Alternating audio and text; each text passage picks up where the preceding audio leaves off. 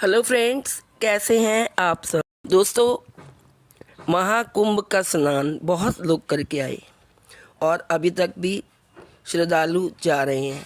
महाकुंभ दुर्घटनाएं होने के बावजूद भी वहाँ बहुत सारी भीड़ जुटी रही और वो प्रयागराज में त्रिवेणी संगम का स्नान करके आए।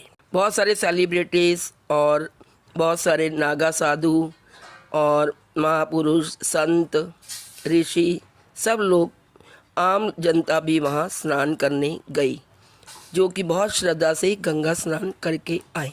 144 साल बाद आने वाला महाकुंभ बहुत ही पवित्रता से, बहुत ही वहाँ लोग बहुत श्रद्धा से गए और उन्होंने स्नान किया। क्या सचमुच प्रयागराज में त्रिवेणी संगम पर स्नान करना ही महाकुंभ है? क्या वह वास्तविक तीर्थ है? आइए इस एक बहुत ही मार्मिक कहानी के द्वारा जानते हैं। दोस्तों, इस कहानी को अंत तक सुनिए, बहुत ही मार्मिक कहानी है। हुआ क्या, एक संत को सुबह सुबह सपना आया। सपने में सब तीर्थों में चर्चा चल रही थी कि इस कुंभ के मेले में सबसे अधिक किसने पुण्य अर्जित किया। श्री प्रयागराज ने कहा कि सबसे अधिक पुण्य तो रामू मुची को ही मिला है। गंगा मैया ने कहा, लेकिन रामू मुची तो गंगा में स्नान करने आया ही नहीं था। देवप्रयाग जी ने कहा, हाँ, वो यहाँ भी नहीं आया था। रुद्रप्रयाग ने भी बोला, हाँ, इधर भी नहीं आया था वो। फिर प्रयागराज ने कहा, लेकिन फिर भी इस कुंभ के मेले में जो कुंभ का स्नान है उसमें सबसे अधिक पुण्य रामू मुची को ही मिला है। सब तीर्थों ने प्रयागराज से पूछा, रामू मुची किधर रहता है और वह क्या करता है? श्री प्रयागराज जी ने कहा, वह मोची जूता की सिलाई करता है और केरल प्रदेश के दीवा गांव में रहता है। इतना स्वप्न देखकर वो संत नींद से जाग गए और मन ही मन सोचने लगे कि क्या यह भ्रांति है या फिर सत्य है। सुबह प्रभात में सपना अधिकतर सच्चा ही होता है, इसलिए उस संत ने इसकी पुष्टि करने की सोची। जो जीवन मुक्त संत महापुरुष होते हैं वो निश्चय ही बड़े पक्के होते हैं और वो संत चल पड़े केरल दिशा की ओर। स्वप्न को याद करते और किसी किसी को पूछते वो दीवा गांव में पहुंच ही गए।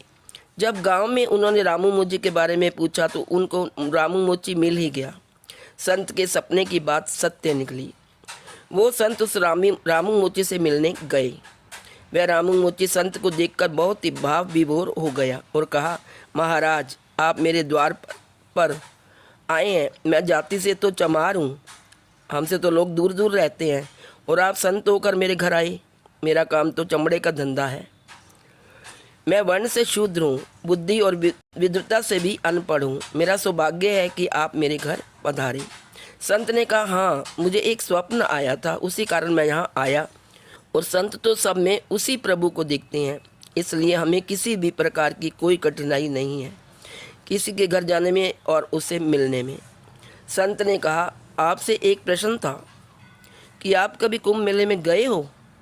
वह रामू मुची बोला, नहीं महाराज, मैं कभी भी कुंभ के मेले में नहीं गया, पर जाने की बहुत लालसा थी, इसलिए मैं अपनी आमदनी से प्रतिदिन कुछ न कुछ बचत कर रहा था। इस प्रकार महीने में कुछ रुपए इकट्ठे हो जाते और 12 महीने में कुंभ जाने लायक और उधर खाने पीने लायक रुपए बच जाते थे।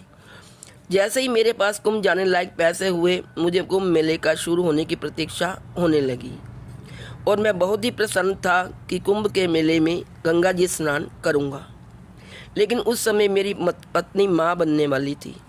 अभी कुछ ही समय पहले की बात है। एक दिन मेरी पत्नी को पड़ोस के किसी घर में मेथी की सब्जी की सुगंध आ गई और उसने वह सब्जी खाने की इच्छा प्रकट की। मैंने बड़े लोगों से सुना था कि गर्भवती स्त्री की इच्छा को पूरा कर देना चाहिए। मैं सब्जी मांगने उनके घर चला गया और उनसे कहा, बहन जी, क्या आप थोड़ी सी सब्जी मुझे दे देंगे? मेरी पत्नी गर्भवती और उसको खाने की इच्छा हो रही है। हाँ रामू भैया, हमने मेथी की सब्जी तो बना रखी है। वह बहन हिचकिचाने लग गई और फिर उसने जो कहा उसको सुनकर मैं हैरान रह गया। मैं आपको ये सब्जी नहीं दे सकती क्योंकि आपको देने लायक नहीं है। क्यों बहन जी? उस मोची ने पूछा। आपको तो पता है हम बहुत गरीब हैं और हमने पिछले 2 दिन से कुछ भी नहीं खाया। भोजन की कोई व्यवस्था नहीं हो पा रही थी। आपके ये जो भैया हैं वे काफ़ी परेशान हो गए थे।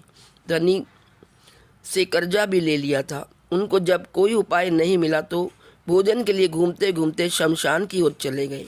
उधर किसी ने मृत्यु के बाद अपने पितरों के निमित्त ये सब्जी रखी हुई थी। वे वहाँ से छिपा कर आए और उधर से ये सब्जी लेकर आ गए। अब आप ही कहो मैं किस प्रकार ये अशुद्ध और अपवित्र सब्जी दे दूं। उस रामू मोची ने फिर बड़े ही भाव विभोर होकर कहा, यह सब सुनकर मुझको बहुत ही दुख हुआ कि इस संसार में केवल मैं ही गरीब नहीं हूँ, जो टका टका जोड़कर कुंभ मेले में जाने को कठिन समझ रहा था। जो लोग अच्छे कपड़े में दिखते हैं वो भी अपनी मुसीबत में जूझ रहे हैं और किसी से कह भी नहीं सकते। और इस प्रकार के दिन भी देखने को मिलते हैं और स्वयं और अपनी पत्नी को इतने दिन भूख से तड़पते रहते हैं। मुझे बहुत ही दुख हुआ कि हमारे पड़ोस में ऐसे लोग भी रहते हैं और मैं टका टका बचाकर गंगा स्नान करने जा रहा हूँ। उनकी सेवा करना ही मेरा कुंभ मेले जाना है। मैंने जो कुंभ मेले में जाने के लिए रुपए इकट्ठे किए हुए थे वो घर से निकाल कर ले आया और सारे पैसे उस बहन के हाथ में रख दिए। उस दिन मेरा जो ये हृदय है बहुत ही संतुष्ट हो गया। प्रभु जी, उस दिन से मेरे हृदय में आनंद और शांति आने लगी। तो वो संत बोले, हाँ, इसलिए जो मैंने सपना देखा उसमें सभी तीर्थ मिलकर आपकी प्रशंसा कर रहे थे और कह रहे थे कि सच्चा कुंभ स्नान तो रामू मोची ने ही किया है। जय श्री कृष्ण, जय गंगा मैया।